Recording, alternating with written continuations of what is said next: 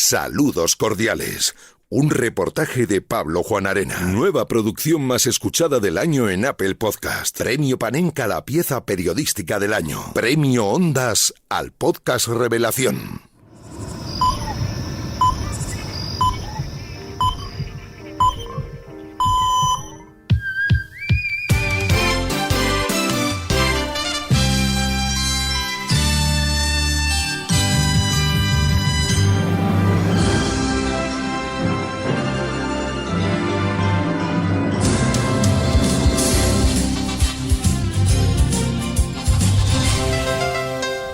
Estamos aquí con Amalio. Amalio. ¿Cuántos años de taxista?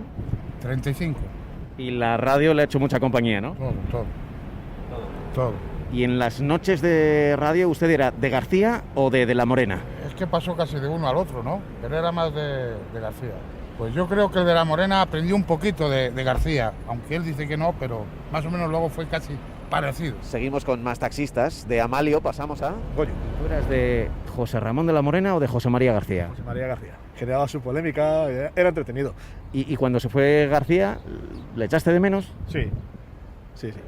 Dejó un vacío ahí. Y además luego la pelea esa tampoco había, pues. La pelea. ¿A quién tenemos aquí? Juan José.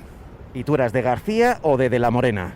De La Morena. Lo veía como más alegre, el otro era más serio. Se llevaban bastante mal, estaban siempre tirándose pullas, sí. Ahora ya se han reconciliado, ¿eh? Sí, se han reconciliado ya. Bueno, a la vejez viruela. Eso dicen. Adiós, Juan José. Adiós. Y hola a Manuel. A ver, Manuel, ¿escuchabas a García o a de La Morena? A García. Era un poco soberbio. Pero aún así le escuchabas. Sí. Me gustaba lo que decía, sí. Pues nada, muchas gracias. Nada. Y nuestro último taxista, que se llama Álvaro Fernández. ¿Y tú eras de García o de La Morena en su momento? Mira, yo en su momento fui de García, pues a ver, el proceso lógico y normal, ¿sabes? Pero claro, pues con el tiempo de La Morena le fue comiendo la tostada, por otro lado García ya fue alejándose un poco, ¿sabes? Pero vamos, fui de los dos en realidad, ¿sabes? ¿Y te gustaba esa guerra que tenían entre los dos? No me gusta, porque creo que dentro de la profesión tampoco tienen por qué existir eso, ¿sabes? Yo en realidad no me decanto por ninguno porque los dos me gustan, creo que son grandes periodistas, ¿sabes? Oye, pues era solo eso, ¿eh? Nada, hombre, Juan Arena, que encantado de conocerte, ¿vale? Igual. Te he oído mucho, ¿sabes? Igual. Yo he hablado mucho también. Qué bueno. Demasiado. Suerte, amigo. Gracias. Los taxistas, grandes oyentes de la radio. Bueno, me presento ya. Hola, soy Pablo Juan Arena y voy a contarte una historia. Una historia que ocurrió durante los años 90, aunque empezó en los 80 y acabó en los 2000. Te hablo desde el centro de Madrid. Estoy realizando un recorrido que ha empezado en Gran Vía, en la esquina donde estaba el número 32, baja hacia la calle Alcalá, deja atrás la Plaza de Cibeles y el Ayuntamiento y llega hasta la calle Alfonso XI, hasta el número 4. Es una distancia que se puede hacer caminando en unos 15 minutos, depende de los semáforos, y que separa los estudios centrales de la Sociedad Española de Radiodifusión, la SER, de los de la cadena de ondas populares españolas, la COPE. Son exactamente 1.282 metros, poco más de 1 kilómetro. La distancia exacta que separaba a José María García de José Ramón de La Morena cuando a la medianoche abrían sus micrófonos.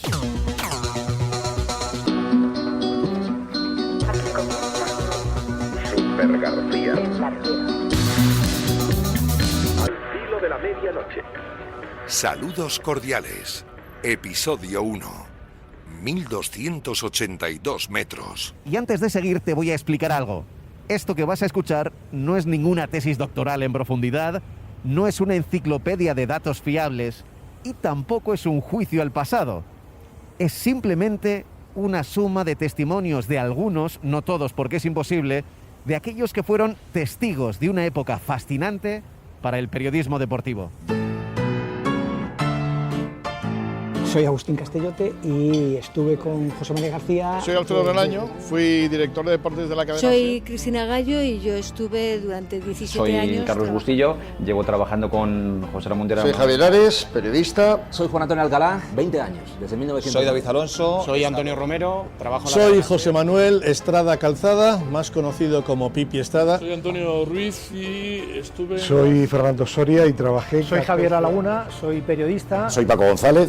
Estuve trabajando con José Ramón. Soy José Manuel Oliván, actualmente en Radio Bueno, pues mi nombre es Javier Herráez. Soy Jesús Gallego, redactor. Yo soy Chus Galán y trabajé. Soy Julián Pulido y... Soy Manolo Lama y estuve trabajando en El Larguero más años que tengo. Y no he hablado todavía ni con José María García ni con José Ramón de la Morena. Ya te contaré por qué. Pero los dos están presentes en cada segundo de este reportaje. Y vamos a empezar ya. Y lo hacemos viajando al pasado. Desde esta Gran Vía de 2021 a la Gran Vía de 1975. Españoles. Transmite Radio Nacional de España en conexión con todas las emisoras españolas. Su Excelencia el Jefe del Estado, Generalísimo Franco, ha fallecido. Tiempos de cambio.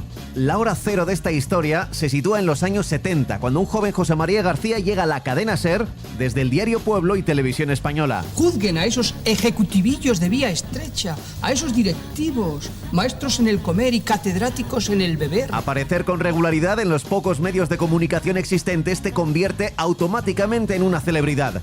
Te ven y te escuchan millones de españoles en un país que vive grandes cambios políticos y sociales. Se van los 70 y llegan los 80. José María García dirige una sección deportiva en hora 25 en la SER que crece en relevancia y en duración. No es ni mucho menos el mejor horario, la medianoche, pero los oyentes quieren escuchar esa voz distinta, alejada de los locutores habituales, crítica con el poder y que usa decenas de llamativas coletillas, como su ya icónico saludo. En hora 25 les dejamos ya en compañía del deporte. Señor García, buenas noches. Buenas noches, Javier González Ferrari. Buenas noches, señores oyentes. Saludos cordiales. 12 horas 6 minutos. Surge entonces una generación de periodistas que se podrían calificar de indomables, estrellas incluso por encima de sus propios medios. Es el caso de García, que le lleva a criticar duramente a un ministro, a Pío Cabanillas. Don Pío Cabanillas, con ese ni Pío. Lo que desemboca en su salida de la cadena SER y su aterrizaje en un nuevo proyecto radiofónico. Cuando muchos duermen, José María García mantiene bien despiertos a millones de españoles. Cuando muchos callan, él siempre dice lo que piensa. Cuando José María habla, hay algunos que no duermen. Todos los días, todas las noches en Super García, por decir la verdad, José María García ni duerme ni deja dormir. Y tengo la sana intención de seguir pasando sueño con ustedes, naturalmente. En Antena 3 de Radio, somos como somos.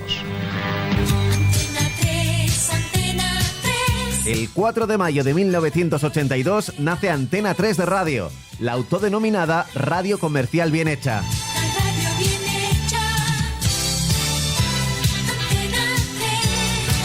Allí, capitaneados por García, surge una redacción de jóvenes periodistas deportivos como Gaspar Rossetti, Andrés Montes, Cristina Gallo, Eduardo Torrico, Paco García Caridad, Javier Ares, Pipi Estrada, Ciro López o Fernando Soria. Rossetti, Torrico, Feito y yo. Y éramos el equipo inicial. Y posteriormente viene Andrés Montes. Quinteto inicial de los verdes de Badalona. Ciro López, Andrés Montes. Va a comenzar el choque efectivamente aquí en el... Decían de cachondeo que Andrés era, dice, todos los batallones tienen una mascota y la nuestra era Andrés Montes. Con apenas unas emisoras de frecuencia modulada en Madrid, Alcalá, Valencia y Barcelona, empiezan contando la Copa del Mundo de Fútbol de 1982. La mejor información y el mejor equipo. Porque a las órdenes de José María García estarán Fernando Soria, Gaspar Rossetti, Ernesto López Feito, Eduardo Torrico y Vicente Purió. La mejor selección de... Vamos a establecer nuestra primera conexión con el campo del Barcelona. Allí están los enviados especiales de Antena 3, José Manuel Muñoz y Gaspar Rossetti. Buenas tardes, compañeros, saludos cordiales desde nuestros estudios centrales. Saludos, José María García, saludos, señores oyentes de Antena 3. En efecto, en directo desde el estadio del Nou Camp de Barcelona, con las alineaciones tanto de Polonia como de la Unión Soviética listas y preparadas. En aquella Antena 3 Radio aparece también Javier Ares. Hablamos del año 82, Mundial de España, es cuando Antena 3 se pone en marcha.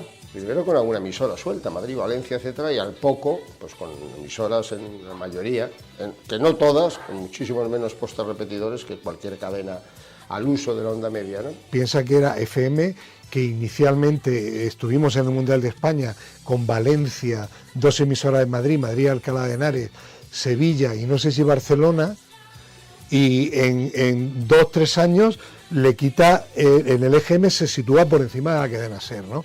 Así era, así nace. el fenómeno García. Él era un periodista enorme, había tenido una audiencia extraordinaria, fue una novedad, 12 de la noche de repente, 12 de la noche, ¿qué es eso? Todavía 20 años después me decían a mí en Francia, ¿pero qué hacéis un programa a las 12 de la noche? Y yo, no, estamos haciendo un programa, no, hay 1,5 millones de españoles escuchando este programa, no se lo podían creer, ese fenómeno es un fenómeno radiofónico, ¿no? Está muy por encima de cualquier juicio, valoración, análisis, por muy objetivo que intente ser, que se puede hacer de la radio, un fenómeno social. La sintonía de Antena 3 Radio suena bien, pero hay otra música que va a acompañar a García desde 1982.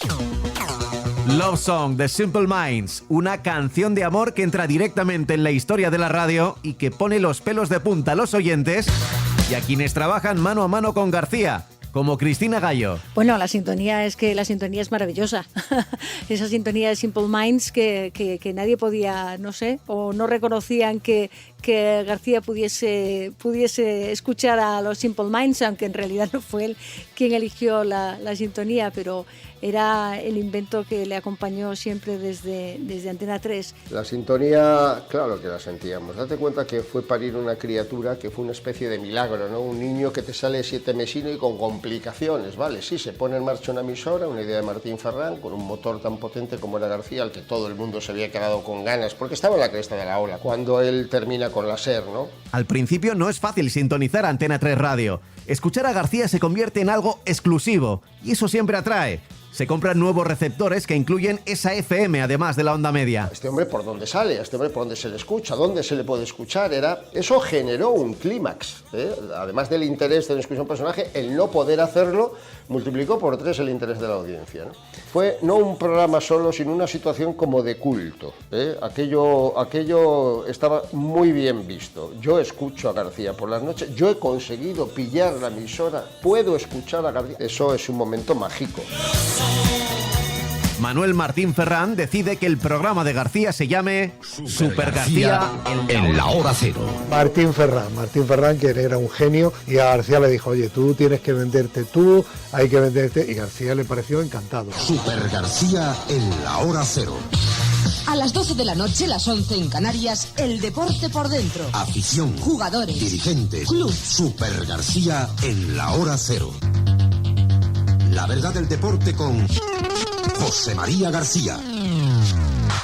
Un programa que empieza a la medianoche y que dura hasta que acabe García. Cada noche llega a su casa polvo de estrellas.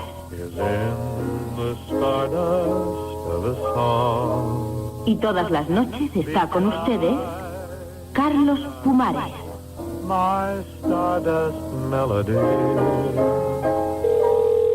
memory of love's refrain. Carlos. Sí, ¿quién es? Carlos Pumares. El mismo. Soy Pablo Juan Arena, te llamo de Radio Marca.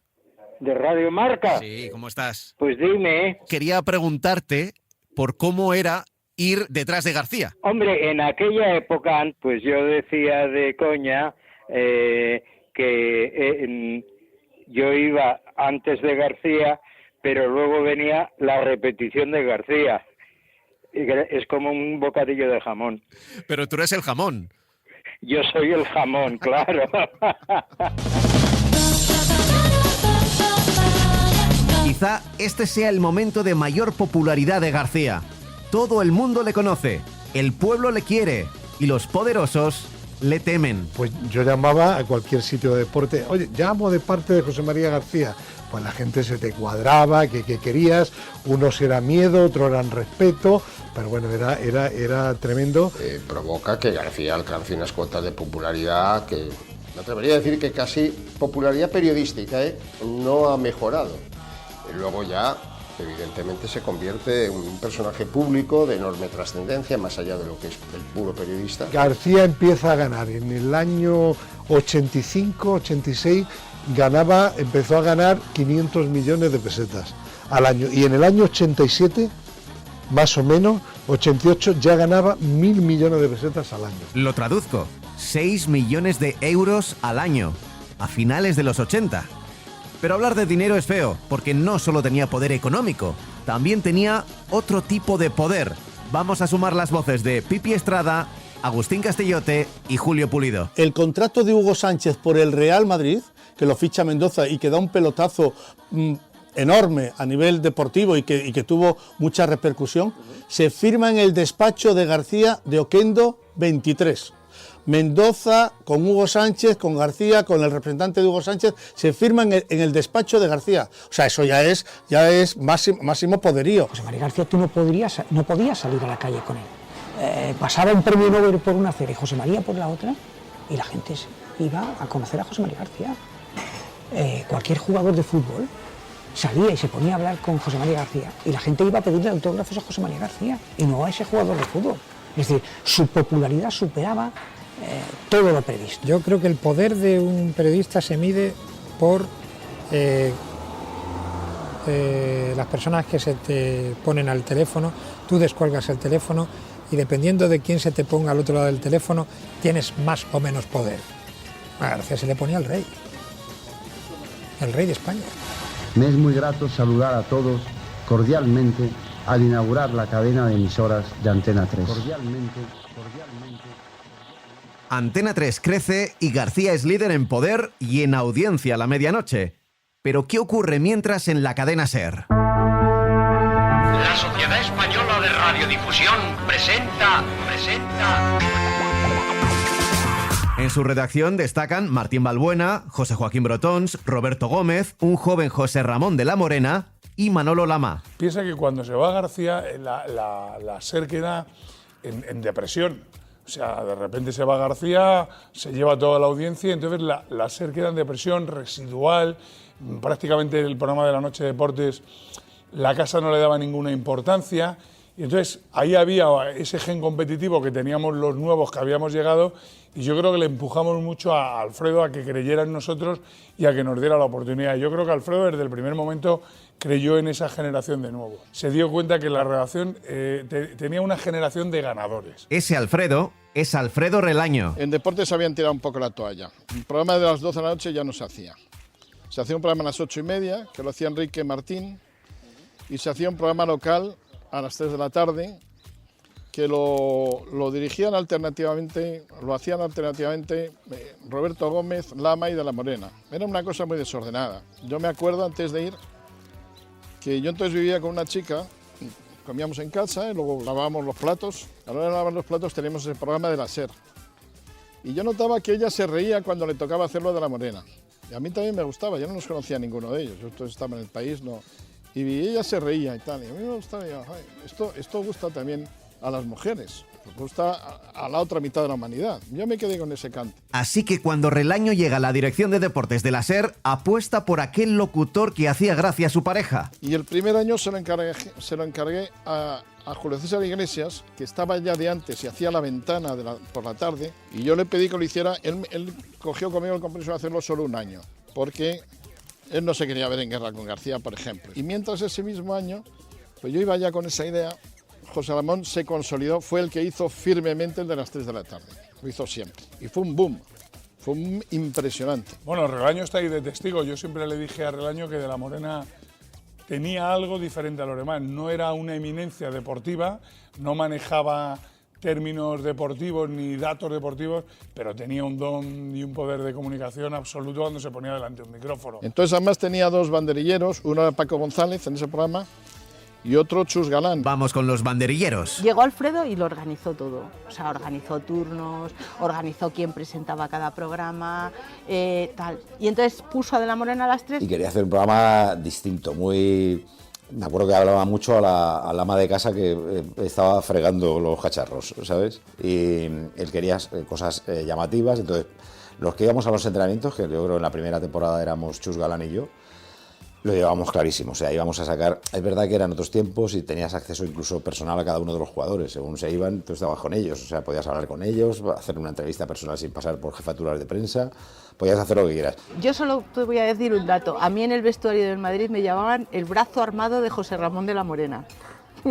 Imagínate qué tipo de preguntas íbamos a hacer, ¿no? Íbamos con tiros muy específicos, de hay que sacarle a Tosha un cabreo, hay que sacarle esto...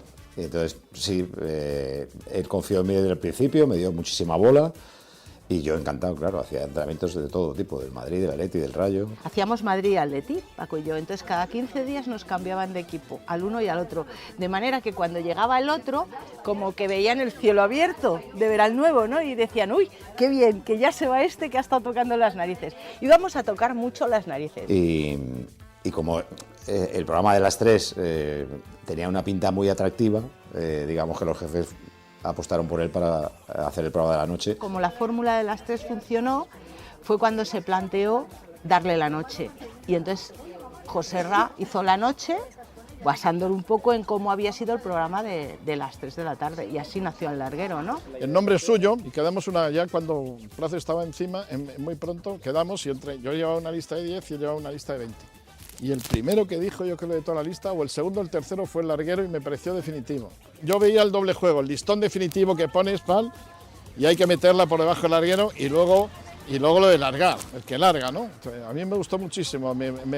Desde la primera ya no miramos más y ya pues dedicamos la tarde a charlar. Y cuando le dábamos vueltas al nombre, Roberto y yo vacilábamos con que se tiene que llamar Hasta que dure.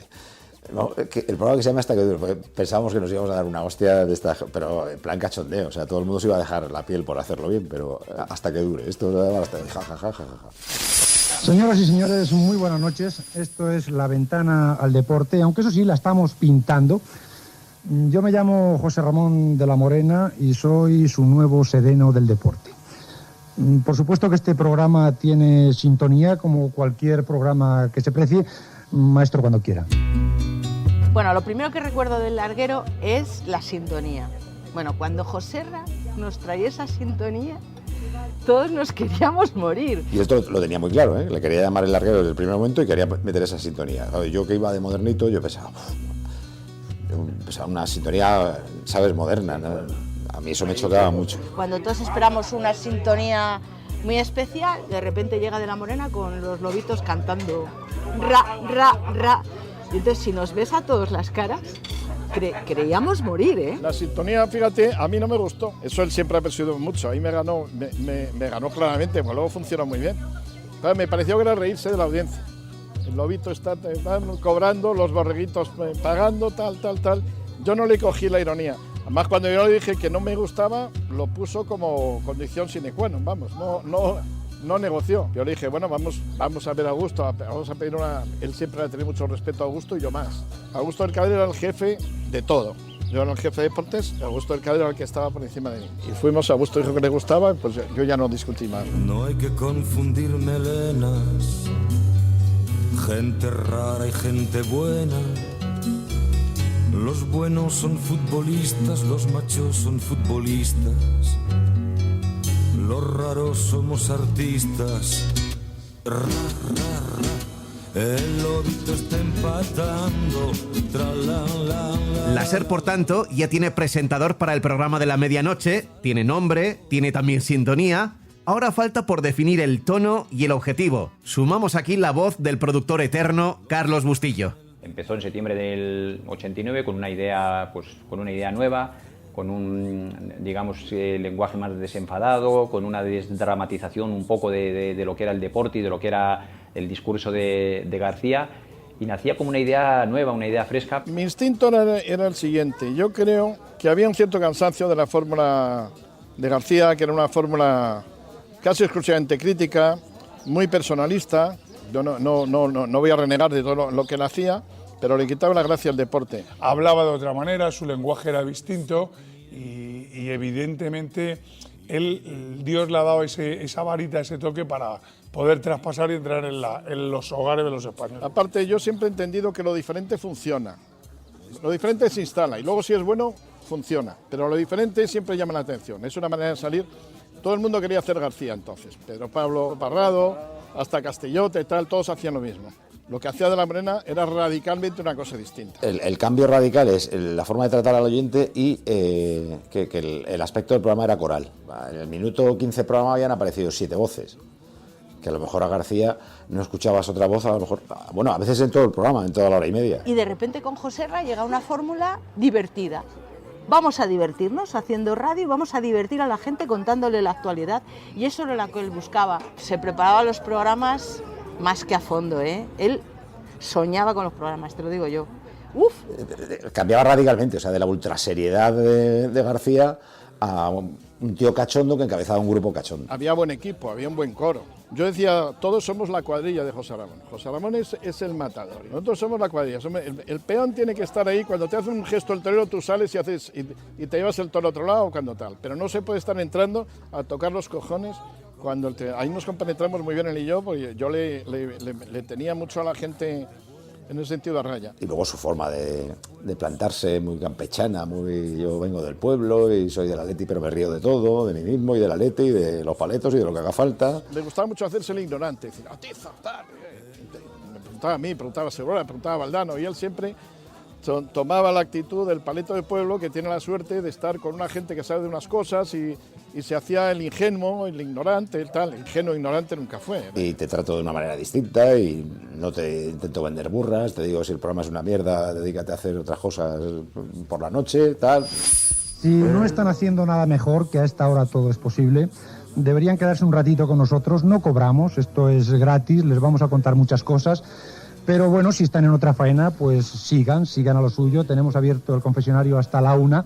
Pero se perderían ustedes... Tenía un don muy natural, aparte de otros, que eran unas entrevistas intimistas muy buenas, que siempre lo han mantenido. Y yo creo que ese fue el gran éxito de La Morena, que él humanizó el periodismo y buscaba el lado humano de las personas, ¿no? Y lo mezclaba con la diversión, el tal. Entonces fue un bombazo. Se le veía una condición tremenda, que es una tenacidad y un valor temerario para todo. O sea, si era un tío que sí iba a tener temple para enfrentarse a García si hacía falta, que lamentablemente pues tenía que hacer falta porque la radio lleva a eso, ¿no? La radio lleva a eso, a la confrontación, a la competencia, a la pelea. Y vaya que si van a tener que pelear. Un muchachuelo, desconocido totalmente en esta profesión, un jovencito imberbe. ¿Cómo comienza el programa del Imperio Prisa? Además, dos situaciones empresariales agigantan este duelo. En el verano de 1990, De la Morena se calienta en antena y arremete contra García y también contra Eugenio Galdón, su jefe en la cadena SER. Y entonces La Morena soltó un reúno, soltó una patada en la radio acojonante. Un periodista en este país le pagan 1.000 millones, no le están pagando, le están comprando. Está a punto de ser despedido, pero es apartado un año del larguero que pasa a presentar Paco González. Yo pasaba por allí, llevaba 3 años en la radio. Y decía, pero ¿por qué no lo hace alguien con más experiencia? No, te lo comes tú, te lo comes tú. Horrible, horrible. Era un momento muy raro porque, claro, a la cabeza del programa se la habían decapitado. Y, joder, yo cuando le levantaron la sanción a La Morena, el tío más feliz del planeta. En septiembre de 1991, después del destierro, De la Morena vuelve a la medianoche con más ganas que nunca de pelear contra García. Yo bien, hombre, bien. Los esguinces de corazón tú sabes que se curan con reposo y reflexión. Y justo en aquellas fechas, un movimiento empresarial deja Antena 3 Radio dentro del Grupo Prisa, dueños también de la SER. Cuando ahora dejo esta casa, lo único importante evidentemente sigue siendo la credibilidad. No puedo seguir aquí ni un minuto más. No debo de seguir aquí un minuto más y no voy a seguir un minuto más. Don Jesús de Polanco decía: hemos comprado Antena 3 Radio para mandar en Antena 3 Radio. Yo no le voy a crear una sola dificultad. Al bien llamado Don Jesús del Gran Poder, aquí tiene estos micrófonos. Gracias, buenas noches. García abandona la que ha sido su casa durante 10 años y no puede cubrir los Juegos Olímpicos de Barcelona, el mayor acontecimiento deportivo de la historia del país. Yo creo que García se llevó uno de los disgustos más grandes de su vida. No poder hacer aquellos Juegos Olímpicos. Y además yo creo que fue un golpe muy duro a nivel emocional para él. Y yo sinceramente creo que esos Juegos Olímpicos a García le dejaron un poco tocado. Pero García no se va a quedar de brazos cruzados. Después del verano del 92, desembarca, junto con otros periodistas, en otro punto del dial. Lo mejor antes de dormir se escucha en la radio por toda la cadena COPE, al filo de la medianoche. Super García. Información superior para escuchar antes de dormir. Primero 10 años inolvidables en la cadena SER. Después 10 años imborrables en Antena 3. Ahora, y más que nunca, Dios y la Santa Madre Iglesia dirá cuántos nos van a quedar aquí. Pero antes que nada, saludar a un amigo. Es portada hoy de todos los periódicos. Se encuentra en los estudios de la cadena COPE en Sevilla. Diego Armando Maradona. Don Diego, muy buenas noches. Muy buenas noches, José María, y toda la suerte del mundo porque te lo mereces. Gracias, Diego, y también para ti, toda la suerte del mundo. Te lo mereces y además, igual que yo, igual que todo el mundo, la necesitamos. Desde ese 14 de septiembre de 1992, García, que sigue siendo líder en audiencia, se dirige a sus oyentes desde los estudios centrales de COPE, a 1.282 metros de José Ramón de la Morena. Saliendo del portal número 4 de la calle Alfonso XI, a la izquierda, hacia Alcalá, de nuevo a la izquierda, dirección Gran Vía, y dejando atrás Cibeles y una parada de taxis, que fue justo donde comenzamos esta historia. Una historia que no ha hecho nada más que empezar.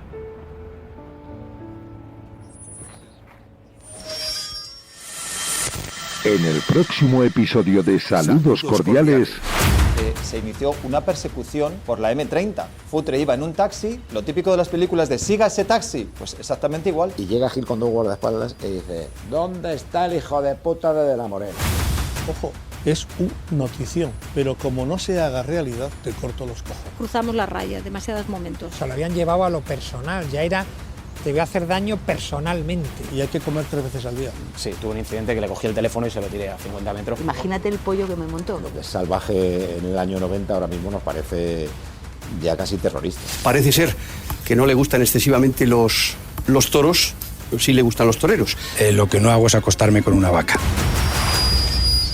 Y aquí está tomándose un café el vicepresidente de la Federación. Buenas tardes, don Juan. Esto es un micrófono de la cadena SER en la boca de Juan Padrón, que sonríe y que no sabe muy bien a dónde mirar, que parece que no tiene nada que contestar. Imputado Padrón, ¿sabe usted lo que va a decirle al juez cuando le trae el día 17 de diciembre en el juzgado de la Plaza de Castilla? Bueno, pues hoy no me pregunta por mi mujer ni por mi madre, ¿verdad? Sinceramente, Pablo, a ver cómo te digo esto. Saludos Cordiales, un reportaje de Radio Marca, un podcast de Pablo Juan Arena.